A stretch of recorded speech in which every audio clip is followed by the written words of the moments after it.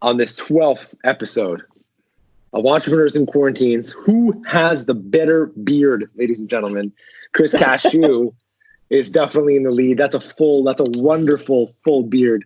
Thanks for taking time out of your busy schedule. I know that it's filled with fresh made tortellini, a lot of homemade smoked salmon, and other wonderful things on your Instagram account that people should be checking out that I'm going to put in.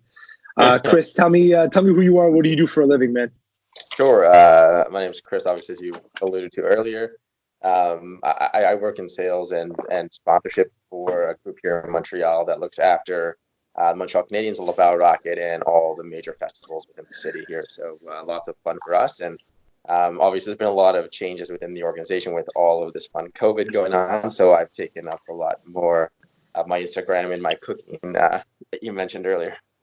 It is my birthday week, so I will maybe take you up on a fresh delivery of tortellini pasta. Kris, your industry and festivals in general obviously are seeming like a thing of the past and hopefully not too distant future. South by Southwest, was canceled. What's happening? Where do we go from here? Yeah, it's a scary time, I think, for any mass market event, whether it be sports, whether it be lifestyle or entertainment, Bonnaroo as well, Coachella, all the major festivals are being delayed. A lot of uncertainty in the market right now, not only from organizations and brands, but also on the consumer level when social distancing is part of pop culture now. And I think there's going to be a lot of challenges moving forward, even once we do move past the current situation that we're in now, is how do we bounce back? How do we bring our customers back? How do we engage with these folks that are maybe a little scared right now? And I'm one of them at home. I mean, we're home for a while, and like everyone else, and I don't feel comfortable going out in public. So how do I go from my couch where I'm sitting right now to, hey, I want to be in I'll say Bonnaroo or a Coachella or an Osheaga with all these hundreds of thousands of folks around me? It's not for everyone. It's going to take some time, I think.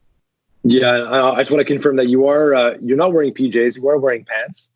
First day in watching. I confirmed this. That's one of the prerequisites. That's one of the prerequisites for being on my high production show. And your hat it's a great hat, but it's ironic because if you can't laugh about it, then there's going to be a lot of people crying.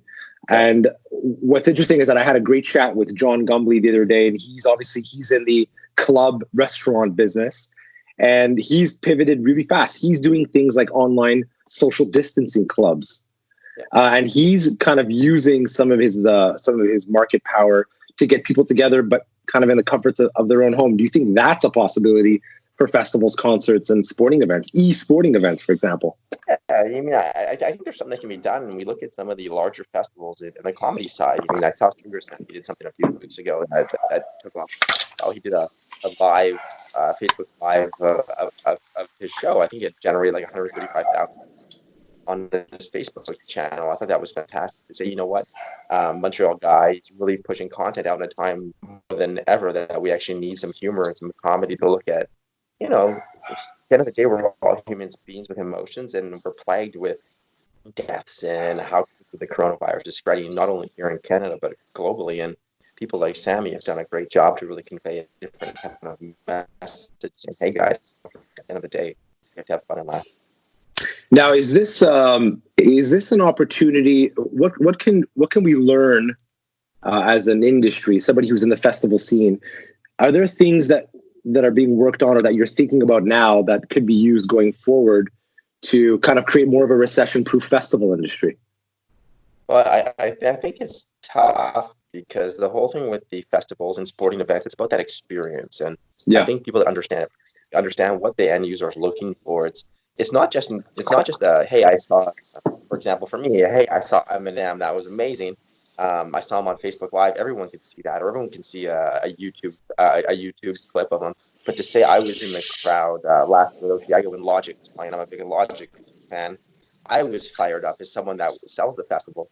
I made sure that night that I was there as a fan, and I removed myself from my jobs. You know what? This was a really cool event. There was 40,000 people there that night, and Logic, lit it up as the cool kids would say. And it's hard when you're looking for that experiential component. I don't know how you can pivot. Yeah, you can do online streams. You can find different ways of I'm still doing things, but the experience is what people are looking for. And it's the same thing with pro sports. I mean, you see so much uncertainty around the NFL, NBA, NHL, MLS. All the leagues have postponed or canceled seasons, and people want to. They want to see the Messi's going down the pitch. They want to see their stars. They want to see the fans. And on TV is one thing, and it's a great way to bring people closer. But I'm not sure it's the right way to do it either, because there's still value.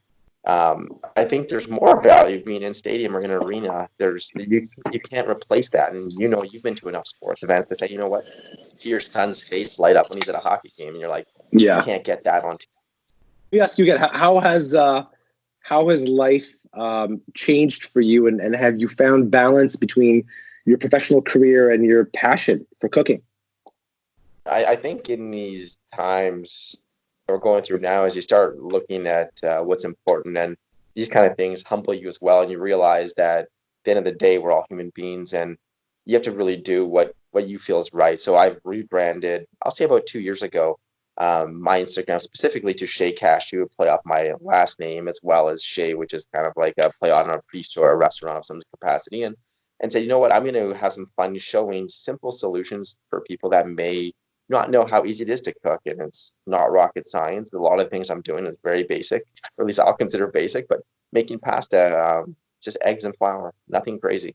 Some fish, obviously a little more technique involved there, but it's all self-taught. And if I can teach myself how to do these things, it's very easy for others to do it. And say, you know what, we all work these long hours, whatever, 10 hours, 15-hour days, 6-7 days a week, whatever it may be, but always take time to look after yourself and those around you. And sometimes it's as easy as just cooking a nice meal, sitting down with your wife and family and say, you know what, let's break bread together. Love it. I think we've lost track of how important family is.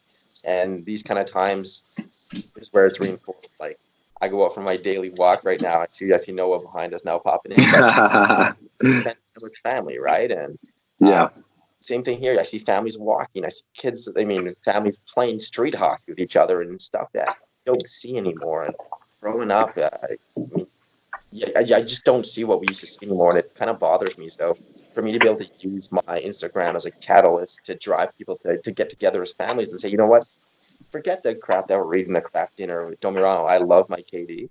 But once in a while, it's nice to sit down and have a home-cooked meal that's good for you and easy to do. Love it.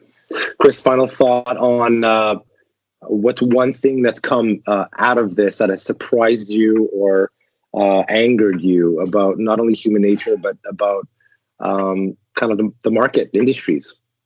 You know what? I'm extremely shocked with retail. I think we all understood. I think we all understand what's going on. It's going to be tough for a lot of retailers to stay open.